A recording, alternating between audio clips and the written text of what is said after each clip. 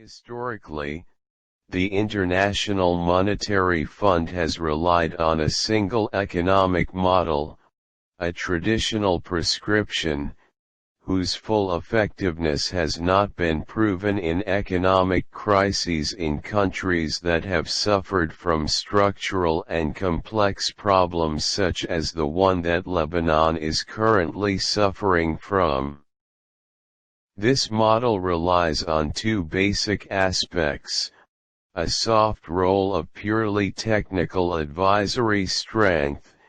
and an advisory role reinforced by a financial program that includes direct access to the work of institutions and verification of their performance in terms of quantity and quality and the extent of their commitment to the state's economic plan, highlighting any deficiencies in accompaniment and discipline, and proposing ways of correcting and required measures. This role can be envisaged in advance of its priority contexts in the case of Lebanon by focusing on urgent focal points and preparing the appropriate ground for basic treatments. The forthcoming schedule includes finding effective solutions to the electricity dilemma, the independence of the judiciary, closing illegal crossings, controlling all legitimate outlets, restoring the state's maritime property, collecting its lost rights in it, combating tax evasion, fighting corruption, and establishing and developing a comprehensive and fortified social safety net. Moving to the heaviest structural dimension in implementation, the role of the fund in Lebanon is to impose the required reforms, starting from restoring balance to public finances through controlling the deficit, increasing the rates of taxes imposed on VAT and gasoline, and restructuring the public sector with a review of pension systems. Liberalizing the national currency exchange rate,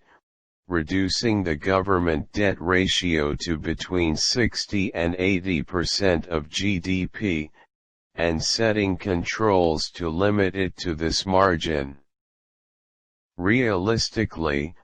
until recently, the discussions between the Lebanese state and the IMF were more like the purchase of additional time by some of the internal parties, whether among them those who disclosed their positions publicly or those who enveloped them in diplomatic language. Now, the facts and their acceleration have imposed necessities to identify with resorting to the fund as the only available option, with unemployment reaching a record high of 40%, the actual loss of the pound about 60% of its purchasing and market value at the money changers,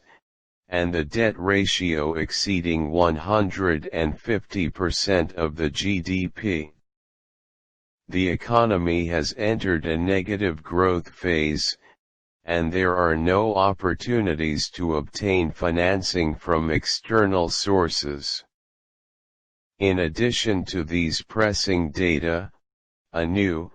no less important factor has emerged, which is Lebanon's suspension of payment of international debt dues on March 9, coinciding with the appointment of international financial and legal advisors with the aim of negotiating with creditors to reschedule the bond portfolio. The matter happened in light of a structural change in the identity of bondholders in favor of foreign investors, specifically the acquisition of an influential share by funds described in the international financial markets as vultures that prey on game and feed at the expense of countries suffering from financial crises and do not provide an opportunity to pounce on them, including aggressively seeking to obtain judgments. Judicial binding. Also,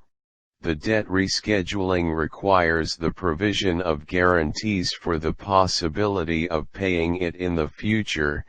and this is not available from any external party at present.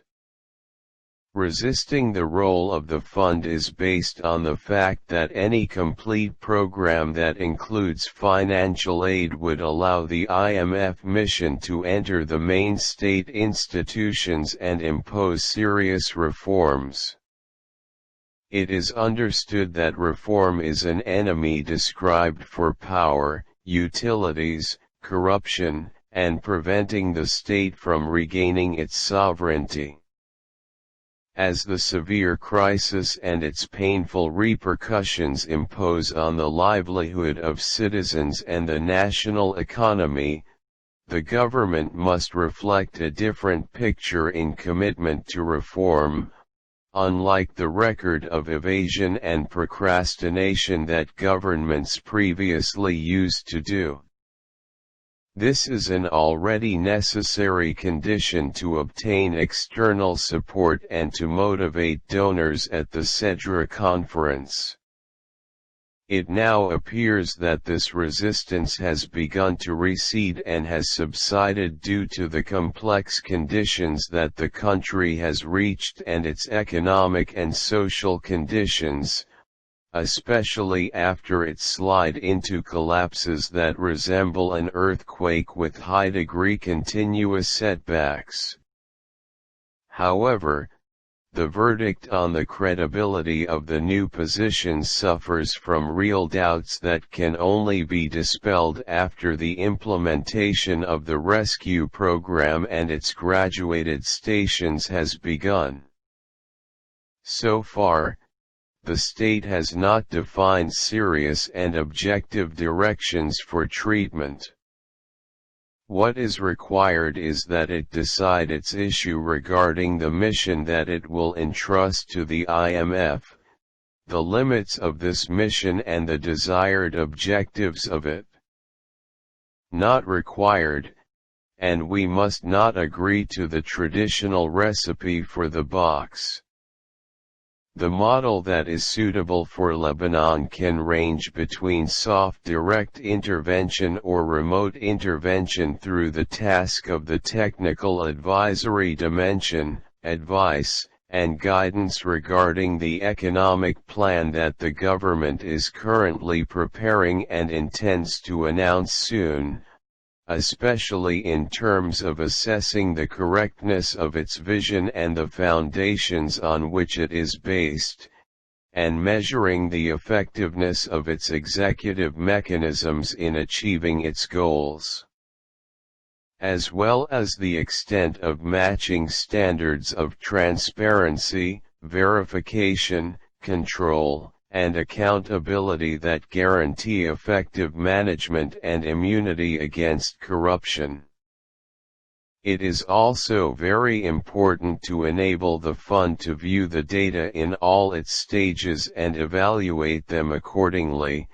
as well as determine the quantitative and qualitative adjustments that occur during the implementation phase,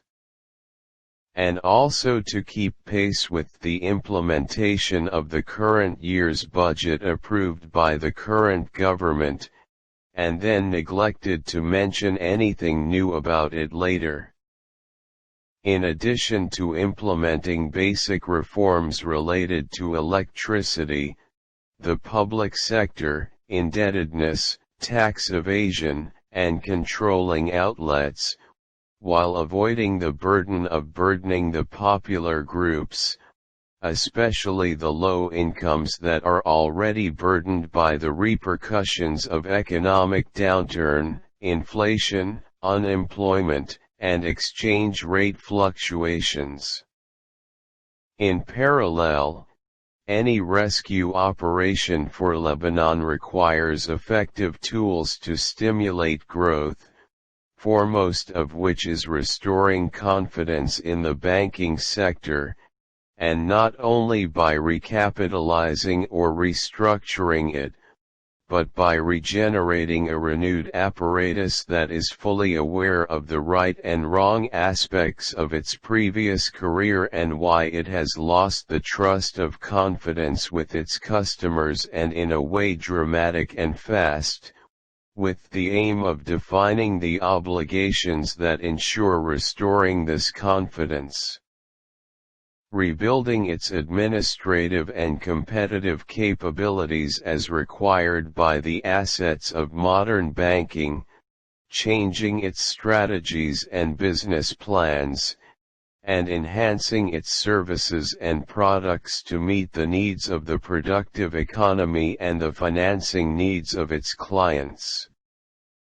And judging by all this requires building a human, organizational, and technical structure appropriate to the nature of the new tasks. Lebanon is racing against time with a lean body, shortness of breath and a scarcity of basic resources. What is required is to give priority to the interest of the country over any private or factional interests. There is no room for procrastination, fraud, and short-sighted policies. It is true that grace periods are important in formulating plans and solutions, but time is the most valuable and valuable price in accelerating objective approaches and objective treatments. Otherwise, what we burn in the fire of the crisis will be scattered in its ashes. Historically, the International Monetary Fund has relied on a single economic model, a traditional prescription, whose full effectiveness has not been proven in economic crises in countries that have suffered from structural and complex problems such as the one that Lebanon is currently suffering from. This model relies on two basic aspects: a soft role of purely technical advisory strength,